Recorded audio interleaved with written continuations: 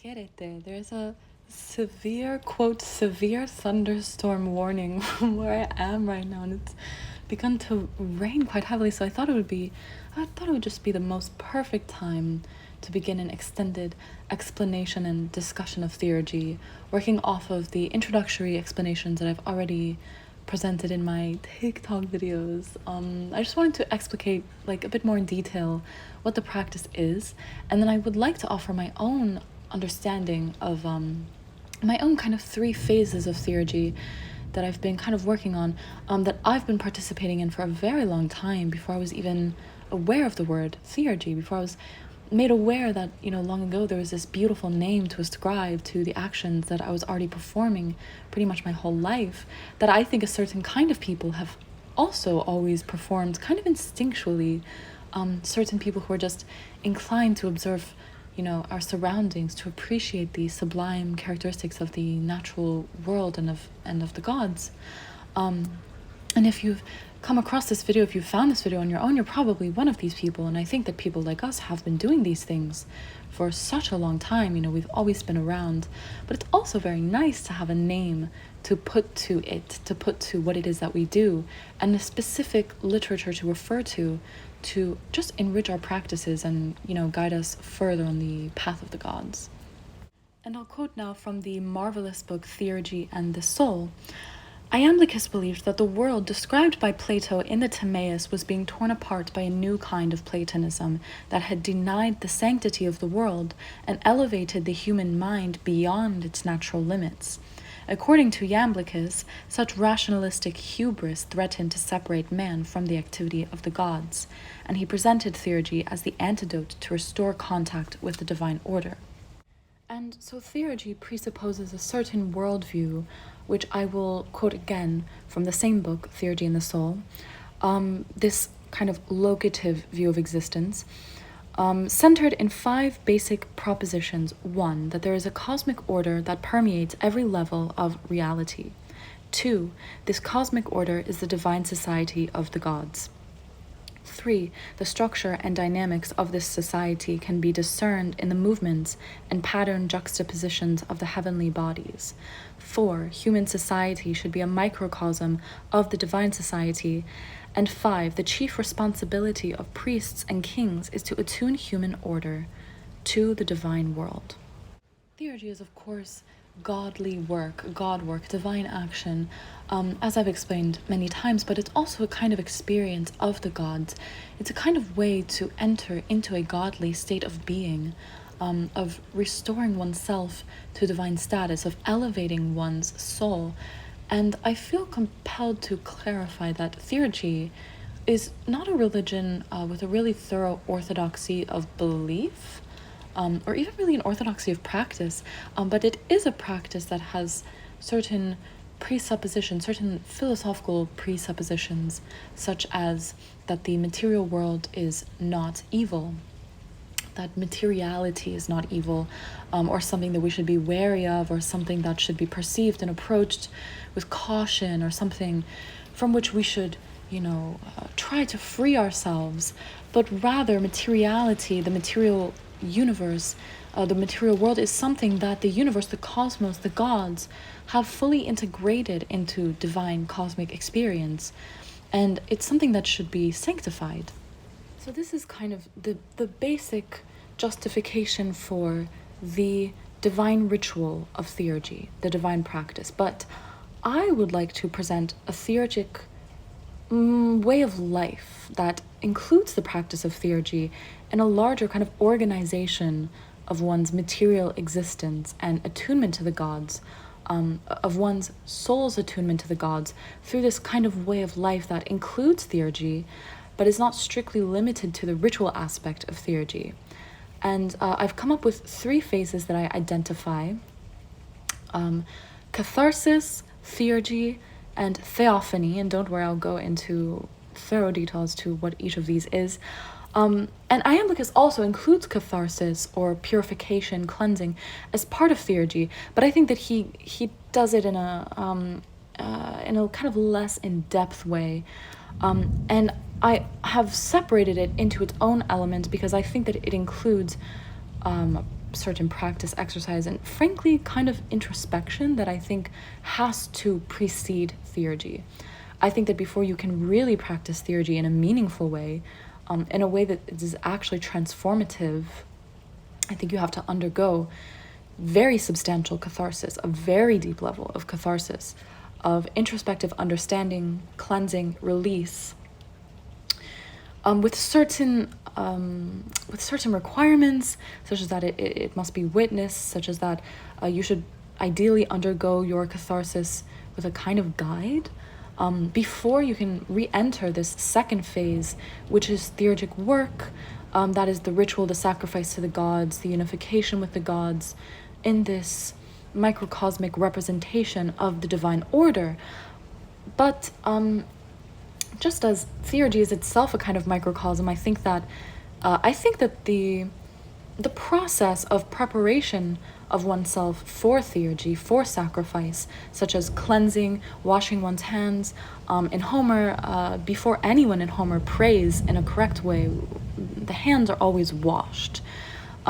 And just as theurgy is itself a kind of microcosm, I think that the process of theurgy is also a microcosm, and I kind of want to expand the understanding of catharsis into something more integrated, more kind of psychologically integrated, to be totally honest, and something that integrates shadow work, physical trauma healing, physical trauma catharsis, cleansing, purification, and release. And then, of course, this third phase, which I've again kind of separated from theurgy, is the theophany, and that is probably the most difficult one to describe and explain. But I'd really like to give each of these phases the proper attention that they're due. So for this reason, I'll just be making much more thorough, in-depth videos on each phase, in a series or in a playlist, of which this will probably be the first video. And I'll continue for the moment just more of the justification for theurgy, and maybe occasionally pepper the introduction with my own contextualization of the three phases that I've just briefly mentioned and how theurgy facilitates them. So anyway, I don't think it's really possible to parse theurgy without mentioning that Iamblichus takes the rites of the Egyptians as his model, essentially, explaining that he revered Egyptian theology because it possessed real power, imitating the nature of the universe and the creative energy of the gods. In Platonic terms, this meant taking an active part in the demiurgy of the cosmos and becoming a co-creator with the god of creation. Of course, the demiurge is the creator god of matter to the Platonists. The power and authority of Egyptian rites derived from this cooperative mimesis or imitation. According to Iamblichus, they embodied the eternal ratios, which were the guiding powers of the cosmos. The Egyptians, praised by Iamblichus, worshipped the true gods of Platonism, the unchanging patterns of nature. They were a community perfectly integrated with the natural world, reproducing in cult and ritual the activity of the demiurge in the cosmos. For Iamblichus, Egyptian mysteries represented the highest possible appropriation of the divine in mortal life, and he looked to their rites as a model for the religious rituals he introduced to the Platonic tradition under the name of theurgy, under the name of theurgy, a term borrowed by the 2nd century Chaldean Platonists.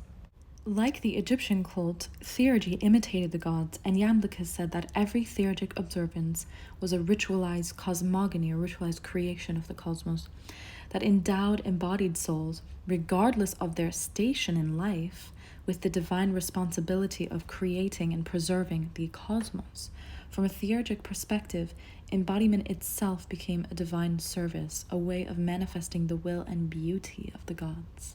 So anyway, skipping ahead a bit, thus, although in the Timaeus, Plato describes creation as a sequence of events, the original creation as a chronological sequence of events, the work of the demiurge was simultaneous. For Iamblichus, this meant that the cosmogony, the creation of the universe, did not take place in a chronological past, but was always present in illo tempore, basically always happening, and was therefore always accessible by means of theurgic ritual. So anyway, I hope that this has made sense thus far. And the later sections of the book I'm going to, I think, reserve explaining in the other videos in the series, because they go more into detail regarding catharsis and theurgy. And catharsis is just an endlessly interesting topic to me. I could talk about catharsis for hours on end. I just think that there's so much to say about it. I'm so fascinated by it, by cleansing, purification, and release, and just cathartic practice. But I just want to end this first introduction to the introduction video with a few kind of miscellaneous comments. I just want to firstly, I guess, greatly emphasize the fact that catharsis and theurgy are medicinal to the soul, and that is how I will always discuss them and regard them. I think that every single human being on the planet needs medicinal healing and would frankly stand to benefit a great deal from developing personal theurgy and sacred regard for the world. And that being said, the last thing I'm really interested in doing is converting people to these practices, or even persuading people to engage in them. I'm really just here to present information, describe processes of which I partake, present my own experiences, and attest to the fact that although I'm personally definitely an intuitive person, an intuitive woman, and a healer by nature, that I've not always had full access or great access to the elevated parts of myself, not fully. And I really fully credit the process of catharsis and theurgy with psychologically and spiritually kind of opening me up. And at the end of the day, theurgy is a practice above all else. And even though it is a practice which is embedded or infused with gorgeous philosophical tradition, gorgeous philosophical contributions of great minds of the ancient world, anyone can do theurgy and participate in the world soul, the collective soul of the world, which Plato described. Theurgy does not really act through the intellect, but through one's entire character, to allow the soul to exchange one life for another, as it's written in the book from which I'm quoting. And that's why I say that it is a way of life. It's a process of phases which are repeated eternally. There are many thousands, millions even, of instances of catharsis, of theurgy, thousands, perhaps millions of theophanies that kind of gain momentum and bring us into the court of the gods. The unconscious is involved, the conscious is involved, there is divine ecstasy to be achieved. I think that the gods want us to experience divine ecstasy. That is the theophany for me. I mean, they don't mean the same thing, but to me, divine ecstasy is analogous to theophany. The gods want us to experience theophany, but this divine ecstasy is very much like a full body overtaking, a whole and full body return to the home of the gods, and thus the entire self must participate.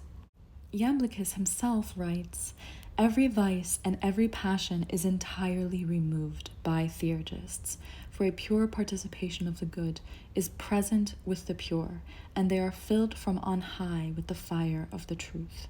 For theurgists there is no impediment from evil spirits, nor are there hindrances to the goodness of the soul, nor does any affectation or flattery or the enjoyment of vapors or violent force annoy them. But all these, as if struck by lightning, yield and recede without touching the theurgists, nor can they even approach them." Okay, anyway, that's all. I think that that's quite enough for the first video. So yeah, the next videos will be out soon. And as always, may you just all be blessed in your endeavors and your union with the gods.